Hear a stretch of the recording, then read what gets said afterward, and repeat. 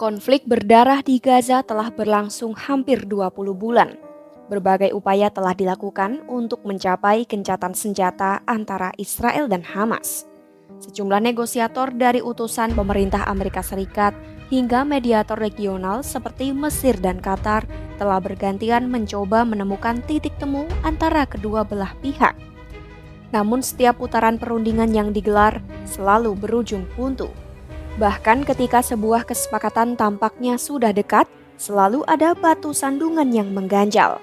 Lalu, apa yang sebenarnya membuat gencatan senjata Israel-Hamas tak kunjung berhasil? Simak selengkapnya dalam video berikut.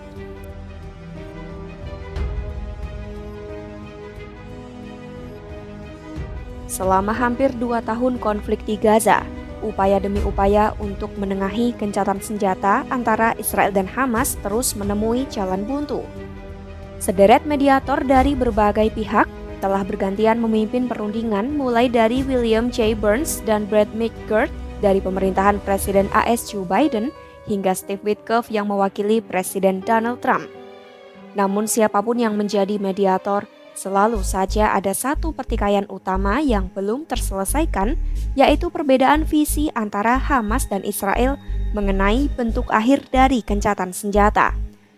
Hamas menuntut gencatan senjata permanen yang memungkinkan kelompok tersebut tetap eksis dan mempertahankan kekuasaan di Gaza setelah perang.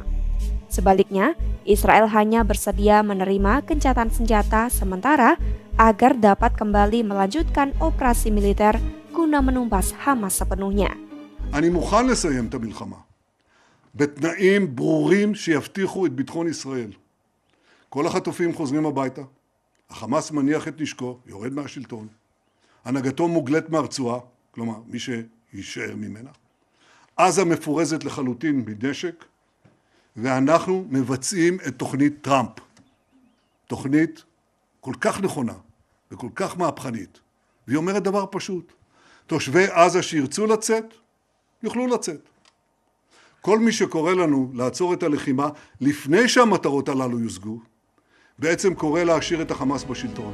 Dalam putaran mediasi terbaru oleh tim Witkoff, Hamas meminta agar gencatan senjata 60 hari yang diusulkan mencakup ketentuan yang menjamin kelanjutan negosiasi hingga kesepakatan permanen tercapai.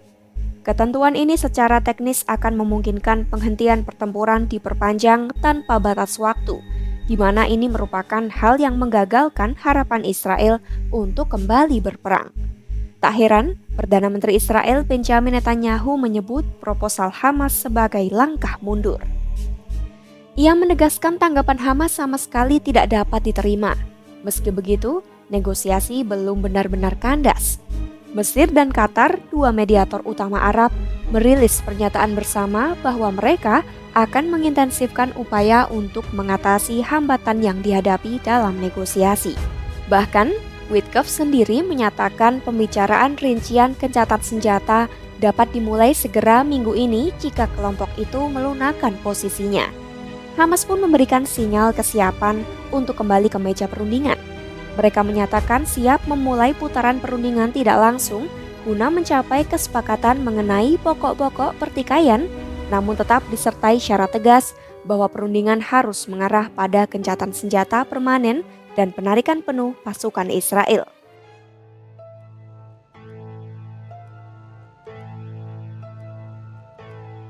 Seperti yang telah terjadi selama perang, tekanan dari pihak luar khususnya AS kembali menjadi penentu utama. Dulu tekanan Presiden AS Donald Trump lah yang meyakinkan Netanyahu untuk menerima gencatan senjata sementara pada Januari 2025. Keputusan Netanyahu untuk menghentikan gencatan senjata 2 bulan kemudian juga diambil setelah berkonsultasi dengan pemerintahan Trump. Namun hingga kini, belum tampak salah satu pihak siap melewati garis merah yang telah mereka tetapkan sejak akhir 2023. Israel misalnya baru akan mempertimbangkan gencatan senjata permanen jika Hamas melucuti senjata dan para pemimpinnya meninggalkan Gaza untuk diasingkan. Tetapi Hamas secara terbuka masih menolak premis tersebut. Sementara itu situasi kemanusiaan memburuk di kedua sisi. Keluarga sandera Israel masih belum bisa bertemu kembali dengan orang-orang tercinta mereka. Di Gaza, penderitaan warga sipil meningkat tajam. Serangan udara terus berlanjut. Pengungsian massal tak kunjung reda dan distribusi bantuan berlangsung kacau.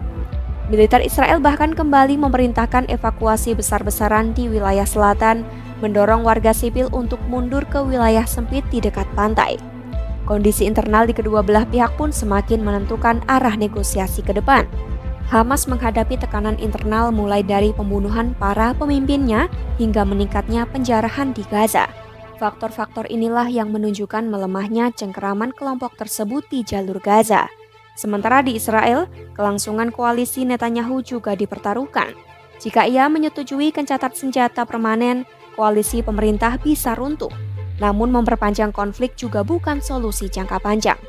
Militer Israel sebagian besar menugaskan prajurit cadangan yang telah menghabiskan sebagian besar dari 20 bulan terakhir jauh dari pekerjaan dan keluarga mereka.